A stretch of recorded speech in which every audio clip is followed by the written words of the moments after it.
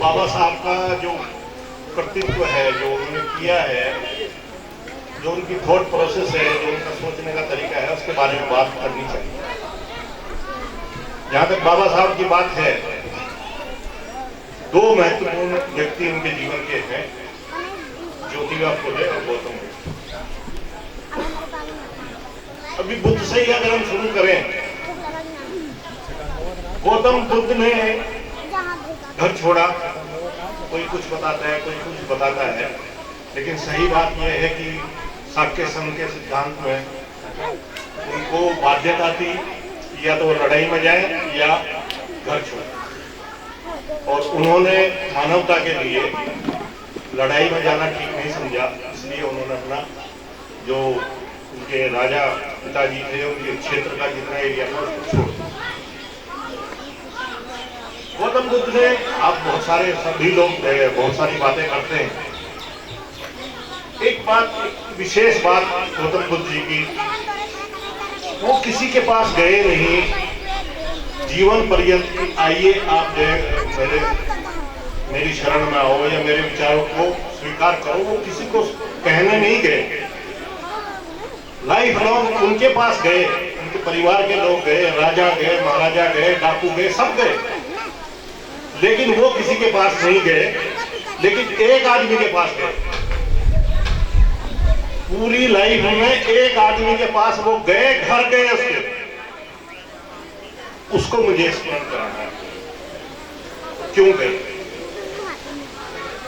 बाबा साहब को बोध हुआ, जब ज्ञान हुआ तो उनको सुजाता ने खीर खिलाई और उनकी केयर उस चरवाहे ने की जिनको आप स्वास्थ्य के नाम से जानते हैं। तो बाबा साहब ने ध्यान देने की बात शुरू की, भाई मैं चलो ध्यान दूंगा लोगों को, तो स्वास्थ्य ने कहा कि मुझे आप साथ ले चलिए। तो गौतम बुद्ध ने कहा कि नहीं, अभी आप अल्पायु हैं, आपकी उम्र नहीं हुई है, मैं अभी आपको साथ नहीं ले जाऊंगा।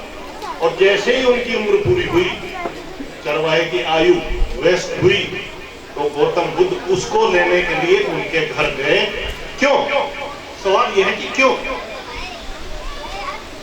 उन्होंने देखा कि ये जो व्यक्ति है, ये चरवाहा जो है, ये अपने समाज का, अपने काम का इतना ध्यान रखता है, उसको पता है कि भैंस कहाँ से ले जानी है, कहाँ नहलाना है, कहाँ उनको घास मिलेगा, कहाँ से उनको कांटे नहीं लगेंगे, तो उनको जाकर के ले जाए। और सबसे बड़ी बात यह है कि जब राहुल गए ज्ञान लेने के लिए, तो राहुल को ज्ञान देने की जिम्मेदारी और भी बहुत सारे लोग थे, वो स्वास्थ्य को दी कि नहीं, राहुल को ज्ञान जो है ये चरवाहा जो था ये दे।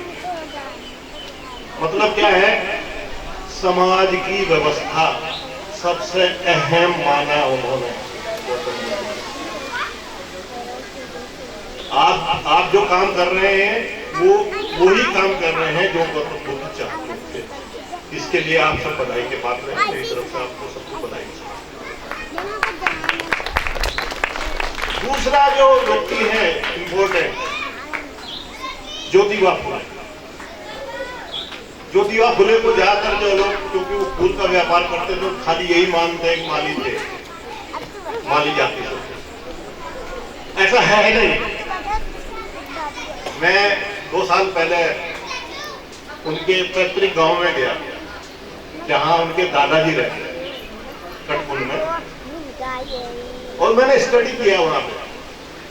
तो वहां आज भी और तब भी फूल पैदा करने के नाम पर शून्यता है, कोई फूल का काम नहीं करते हैं, या वो सब्जी का काम भी नहीं होता वहां पे।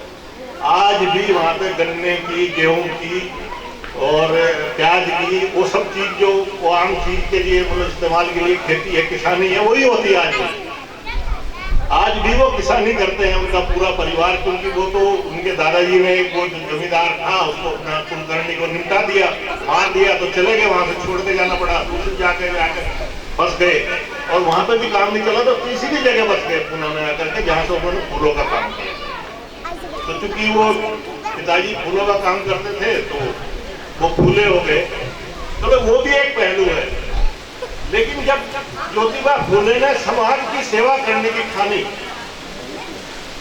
शिक्षा देने की बात की, तो उनके पिताजी ने ही घर से निकाल दिया कि आप तो महिला को शिक्षा देंगे, ये तो संभव ही नहीं है। लेकिन जैसे गौतम बुद्ध हट्टी थे अपने समाज को काम करने के लिए, ऐसे ही ज्योतिबा फुले भी हट्टी थे समाज के लिए समर्पित, टोटली ऑब्जेक्टिव समाज की सेवा। और अभी हमारे साथी जिक्र करके किसानों वाला भी कर रहे थे, तो लगे आप किसानों का भी थोड़ा सा बता ही देता हूँ आपको मैं। हम जो बैठे हैं यहाँ भारत के लोग सारे मिलजुल करके पूरे साल में 47 लाख करोड़ रुपए का खाना खाते हैं एक साल में। 47 लाख करोड़। भारत का बजट कितना है? केवल 32 लाख करोड़। भारत सरकार का जो बजट बनता है साल का, वो 32 लाख करोड़ है। उस बजट से 1.5 गुना भारत का जो बजट है वो खाने का है। सरकार नहीं देती, ये बात सही है, लेकिन हम खाना 47 लाख करोड़ का खाते हैं। और वो 47 लाख करोड़ का खाना किससे खाते हैं? ये जो हमारी बहनें या जो समाज बैठा है या जो इन खेतों में पैदा होता है वही तो खाया जाएगा। अनाज जो पैदा करता है किसान, अनाज या दूध या सब्जी या फल, वही तो खाया जाएगा ना। अभी उसका एक पहलू है, थोड़ा सा मुझे वो स्पेसिफिक कहना है उसके बारे में। उस 47 लाख करोड़ में से किसान को मिलता कितना है? किसान को मिलते हैं केवल 12 लाख करोड़ रुपए। जो 23 फसलें हैं वो एमएसपी पर अगर खरीदी जाती अध्यक्ष महोदय, तो उनका 18 लाख करोड़ रुपए मिलना था, 22 लाख करोड़ रुपए मिलना था अगर वो एमएसपी पर खरीदी, 18 लाख करोड़। लेकिन हमने जो हम खाने वाले हैं, हमने 22 लाख करोड़ का भुगतान किया। खाने वालों ने, उस अनाज को खाने वालों ने 22 लाख करोड़ का भुगतान किया। एमएसपी पे खरीदी जाती तो 18 लाख करोड़ रुपए किसान को मिलते, लेकिन किसान को मिले केवल 12 लाख करोड़। भुगतान तो आपने किया, उसको नहीं मिला जिसको मिलना चाहिए था। और ये 10 लाख करोड़ रुपए की बेईमानी है। इस पर टैक्स भी नहीं बढ़ता, इस पर टैक्स भी नहीं देता वो दलाल जो खा गया है। अभी इन परिस्थितियों में कैसे विकास हो सकता है? आपको पता है जो 32 लाख करोड़ का बजट है, उसमें से केवल विकास के लिए 5 लाख करोड़ है। बड़ी अजीब सी बात है। 5-5.5 लाख करोड़ रुपए विकास के लिए है। इसमें आपकी शिक्षा, स्वास्थ्य, स्कूल, सड़क, रेल, डिफेंस के लिए खरीद, हवाई जहाज, राफेल सारा उसमें ही आता है। और उधर जो है वो 47 लाख करोड़ का जो खाना है उसमें दलाली खूब हो रही है। अर्थव्यवस्था तब तक नहीं सुधरेगी जब तक कंज्यूमर के जो इस्तेमाल करता है अनाज को और जो पैदा करता है उसके बीच में से दलाल नहीं हटेंगे, तब तक सुधरने वाला कुछ नहीं है। दिक्कत ये है कि ना तो ये किसानों को पता, जो 2 साल वहां पर हड़ताल करके आए उनके पास भी समाधान कुछ नहीं था, और ना सरकार को पता, ना जनता को पता। अभी जरूरत तो ये है कि जनता को भी पता होना चाहिए, जो खाते हैं, जो पैदा करता है उसको भी पता होना चाहिए, और जो उस पर टैक्स लेकर अर्थव्यवस्था ठीक कर सकता है उसको भी पता होना चाहिए। लेकिन ये वैचारिक शून्यता है। मैं जौनपुर में 92 में सबसे पहले आया, गाजीपुर जौनपुर बलिया, शादी से भी पहली बार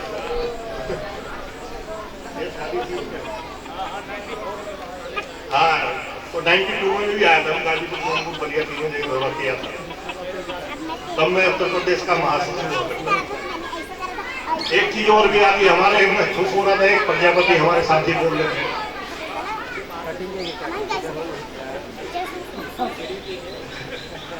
अभी महासचिव है। साथियों में उस जाति से आता हूं जिस जाति से कंस आते हैं। कंस को आपने अब तक कंस को यही सुना है कि वो बहुत दुराचारी था, अत्याचारी था, अपनी बहन के बेटियों को पटक पटक के मारता था। लेकिन मैं गर्व से कहता हूं कि मैं उस कंस का वंशज हूं, क्योंकि ये जरूरी नहीं है कि उन्होंने जो लिख दिया वही सच्चाई है। मैं गुर्जर हूं और कंस गुर्जर था। और उससे थोड़ा सा पहले बताता हूं कि बस कंस क्यों कहा गया, उसको अत्याचारी क्यों कहा गया। क्योंकि गौतम बुद्ध के धर्म को, ये बात सही है, सारे दुनिया में अशोक ने भेजा, खुद गौतम बुद्ध ने दुनिया में नहीं भेजा। अशोक ने व्यवस्था की कि सारी दुनिया में बौद्ध धर्म जाए। भरतरथ ने व्यवस्था की कि वो बौद्ध धर्म यहां पर भी ना रहे। रिवाइवल किसने किया? रिवाइवल कनिष्क ने किया, 3री शताब्दी में, 2री शताब्दी में। और वो कनिष्क ही को कंस कहा गया। ये आपको सूचना देना चाहता हूं। मैं उस कनिष्क का वंशज हूं, उस कंस का वंशज हूं।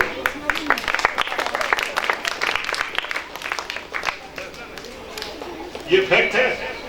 क्या टाइम खत्म हो गया? डरता नहीं, कोई बात नहीं, आप भी मत डरना। कंस वास्तव में जो गलत नहीं था, जो तो लिखा गया। और वो जो जिसको कृष्ण कहते हैं ना, काले रंग वाला, वो या माफ करना जो काले रंग वाले, चूंकि यहाँ काफी लोग हैं, उसको काला रंग दिया हुआ है।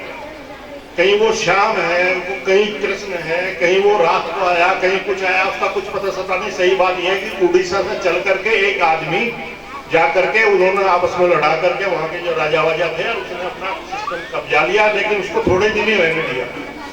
आपको पता है कि उसने लड़ाई महाभारत तक करा दी। महाभारत, आपकी जानकारी के लिए, सिर्फ कंस को सत्ता से हटाने के लिए महाभारत हुआ। दैट इज महाभारत, जिसे आप महाभारत पढ़ते हैं। कनिष्क को सत्ता से हटाने के लिए गुप्त वंश को प्रयोग करके उनको आपस में लड़ा करके महाभारत हुआ है। ये गलत धारणा है कि महाभारत कभी पहले हुआ होगा। कनिष्क को सत्ता से मथुरा की हटाने के लिए ही महाभारत हुआ, और उसमें उल्टा सीधा सब लिखा गया। वो छोड़िए, असली बात यहां आ जाती है कि कनिष्क ने रिवाइवल किया बहुत दिन का। अब हो क्या गया, वो 2री 3री शताब्दी में चले गए कुषाण वंश। अभी उसके बाद क्या हुआ?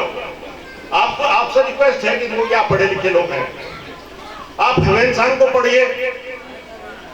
क्या लिखता है ह्वेनसांग? उसके अनुसार सबसे ज्यादा बुद्धिज्म जो है वो अफगानिस्तान में है। ह्वेनसांग के अनुसार जितनी मूर्तियां गौतम बुद्ध की हैं, उनका 70-75% अफगानिस्तान में है।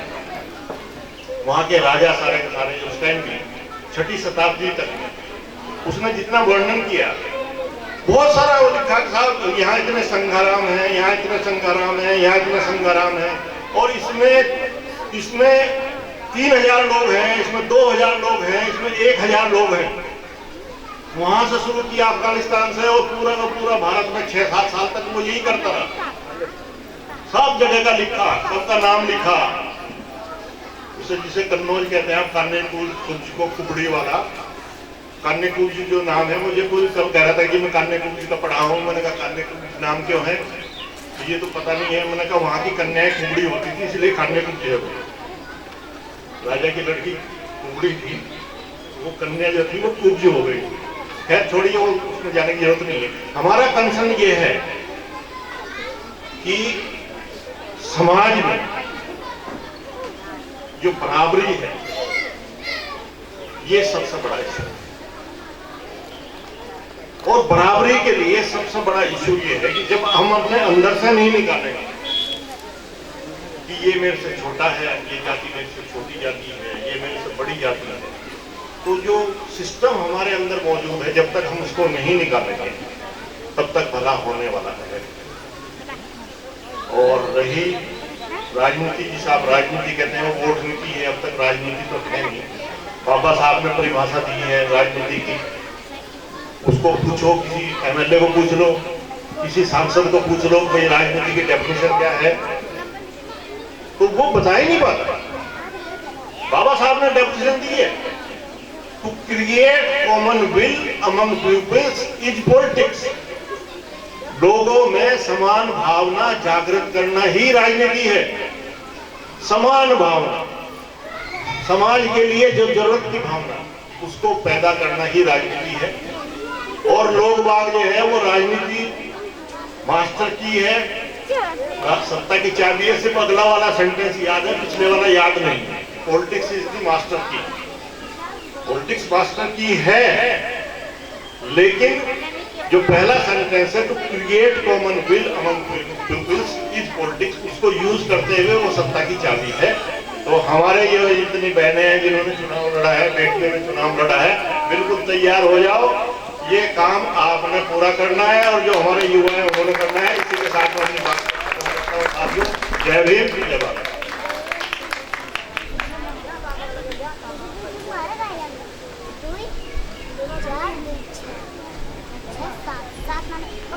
बहुत बहुत साधुवाद सर जी।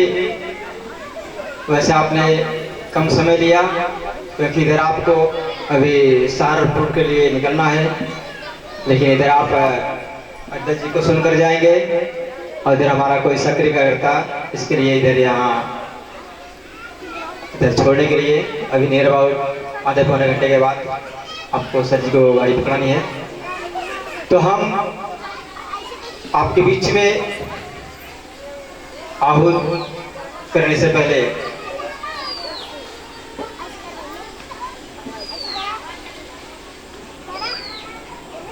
कि बाबा साहब को जब तक आप पढ़ेंगे नहीं तब तक व्यवस्था का परिवर्तन नहीं होगा। आप सभी बाबा साहब ने इतना ग्रंथ लिखा, इतना किताब लिखी है, उसका अध्ययन करें। एनिहिलेशन ऑफ कास्ट, जात भेद का विध्वंस, जात भेद का विनाश, जात भेद का उच्छेद आप पढ़े, जिसको पढ़ करके इस देश में क्रांतिकारी संगठन बना वामसेफ, जिसके कार्यक्रम से इस देश में रोशनी आई, अन्यथा रोशनी की किरण कहीं से भी बहुजन समाज तक नहीं पहुंच रही थी।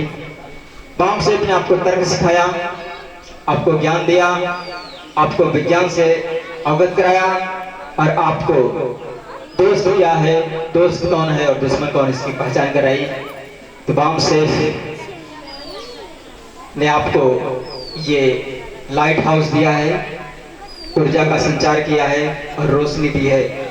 तो हम आपके बीच में आहूत करते हैं मान्यवर राष्ट्रीय अध्यक्ष मान्यवर ईश्वरचंद, भारतीय डेमोक्रेटिक पार्टी, आपका जोड़ा दलों के स्वागत।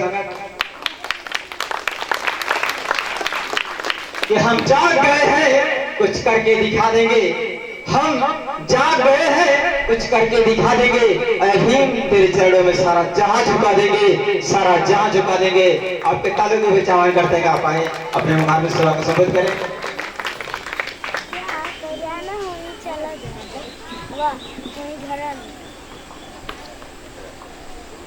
आज की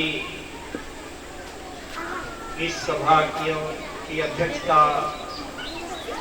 करने वाले भारत राष्ट्र डेमोक्रेटिक पार्टी के वाराणसी मंडल के मंडल अध्यक्ष माननीय जितेंद्र बौद्ध जी, भारत राष्ट्र डेमोक्रेटिक पार्टी के राष्ट्रीय उपाध्यक्ष माननीय एसपी आर्या साहब, भारत राष्ट्र डेमोक्रेटिक पार्टी के राष्ट्रीय महासचिव माननीय शेषराज सिंह पवार जी,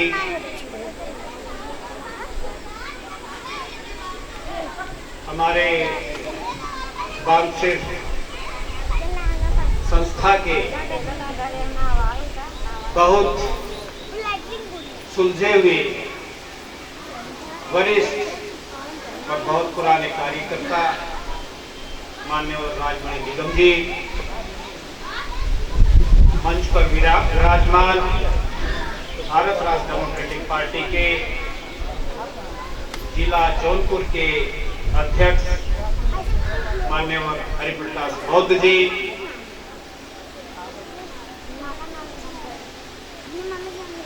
हमारे इस प्रोग्राम के संचालक वरिष्ठ कार्यकर्ता, सुलझे हुए कार्यकर्ता मान्यवर डॉक्टर जितेंद्र बौद्ध जी,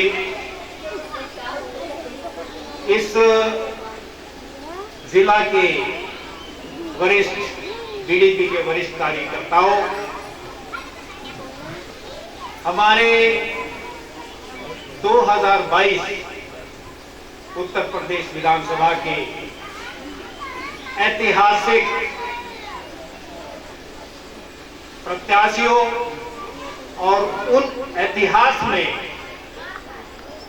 भारत राष्ट्र डेमोक्रेटिक पार्टी के इतिहास में पहली महिलाएं जो कदम रखा जिन्होंने इस विधानसभा में, ये सभी प्रत्याशी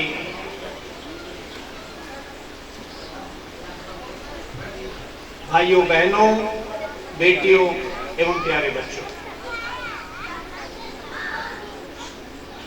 आज हम जो ये बाबा साहेब की जयंती मनाने के लिए यहाँ पर इकट्ठे हुए हैं, वो इस दुनिया में कैसे विलक्षण थे,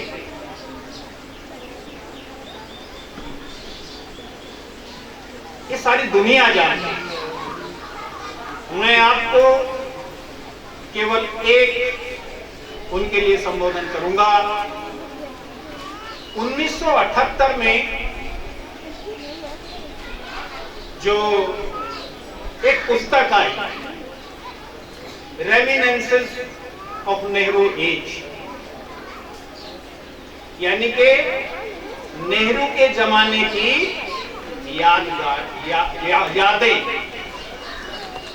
उसको लिखा नेहरू के जो पर्सनल सेक्रेटरी थे एमओ मथाई। एमओ मथाई ने वो पुस्तक लिखा तो उसकी प्रस्तावना में लिखा कि मुझे सब मेरे साथी बोल रहे हैं कि ये जो कारवां चला, देश की आजादी का जो कारवां चला, इस कारवां में आप जितने भी लोग इन्वॉल्व थे, आप सब उनके बहुत नजदीक थे, आप सभी के बहुत नजदीक थे, तो आपने कुछ न कुछ लिखना चाहिए। उन्होंने कहा कि मैंने अपने साथियों को बताया कि अगर मैं कुछ लिखूंगा तो सच लिखूंगा, सच से इधर उधर कुछ नहीं लिखूंगा। और 1978 में उन्होंने पुस्तक लिखा, रेमिनेंसेस ऑफ नेहरू एज, नेहरू के जमाने की यादें। उन्होंने अपनी पुस्तक में उन लोगों का, जो लोग पब्लिक में एक आदर्श थे, जो पब्लिक में पूजे जाते थे, उनकी व्यक्तिगत लाइफ, उनकी पर्सनल लाइफ कितनी घिनौनी थी, उसका चिट्ठा खोल के रखा, उसका कच्चा चिट्ठा खोल के रखा। और वो जब पुस्तक 1978 में पब्लिश हुई तो इस देश के अंदर खलबली मच गई।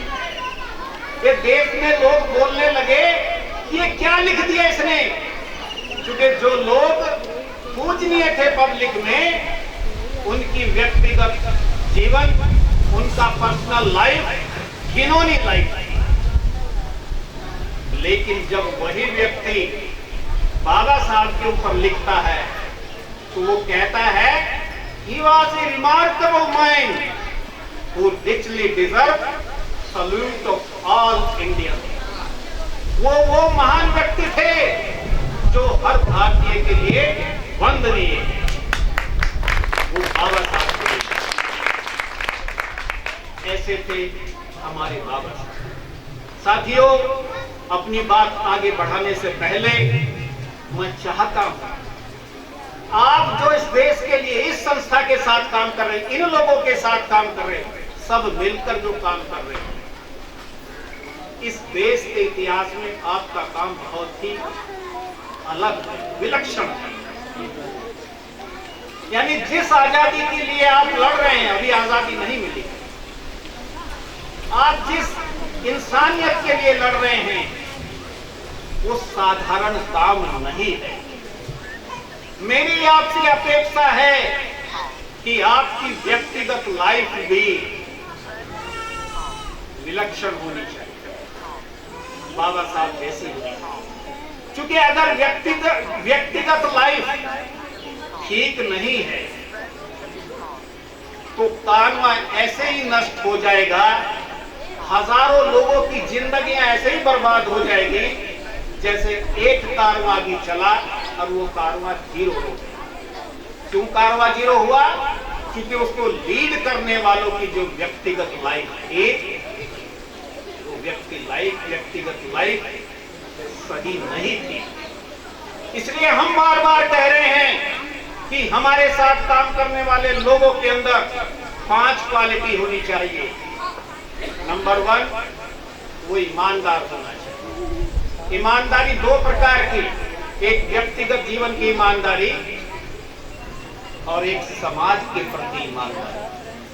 समाज के प्रति ईमानदारी उसे कहते हैं अगर किसी काम से आपका फायदा हो रहा है, समाज का नुकसान हो रहा है, तो आप अपना फायदा छोड़ दें, ये आपकी समाज के प्रति ईमानदारी। दूसरा गुण आपके पास होना चाहिए, आप चरित्रवान बने, आपका कैरेक्टर सही होना चाहिए। तीसरा गुण आपका होना चाहिए, आप दारू या नशा करने वाले नहीं होने चाहिए। चौथा गुण आपके पास होने चाहिए, आप हिंसक नहीं होने चाहिए, गुंडा कतली नहीं होनी चाहिए। और अगर ये अवगुण आपके पास है तो जिससे आप लड़ रहे हैं उसके पास सारी शक्तियां हैं। उसके पास सीबीआई है, उसके पास ईडी है, उसके पास पुलिस है। आप बेईमानी भ्रष्टाचार करो, दुराचार करो, गुंडा कतली बनो, तो आपकी गर्दन पकड़ के वो ऐसे रगड़ेगा जैसे बंदर सांप की मुंडी रगड़ देता है। और हमारे समाज के बहुत शक्तिशाली लीडर की मुंडी ऐसे ही रगड़े जा रही है। वो समाज के हित में बोलने का हिम्मत नहीं करते, वो इतने गुलाम हैं। अभी हमारे एक वरिष्ठ अधिवक्ता ने एक बात रखी